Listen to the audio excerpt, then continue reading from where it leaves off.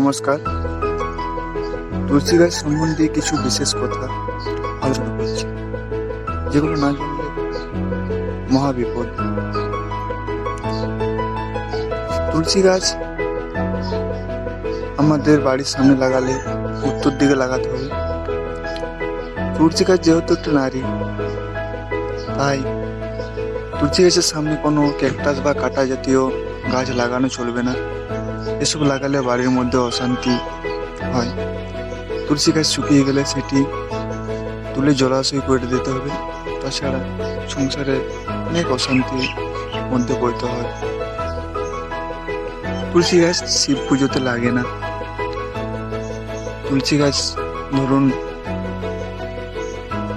একাদশীর দিন, পূর্ণিমা, সূর্যগ্রহণ, চন্দ্রগ্রহণ এইসব দিনে ছিঁড়বেন না। ছিঁড়লে খুবই পাপ হয়। তুলসী গাছ আরো অনেক কিছুই আছে যেগুলো বলবো, যেমন কৃষ্ণ তুলসী কোনো কুমারী মেয়ের পায়ে যদি লেগে যায় বা তার পোশাক যদি লেগে যায়, তার বিবাহের ক্ষেত্রে অনেক অসুবিধা হয়। সম্বন্ধ আসবে কিন্তু বিয়ে হবে না, এরকম অনেক কিছুই হয়। তাই তুলসী গাছ সম্বন্ধে কিছু একটু ধারণা রাখুন, এসব করবেন।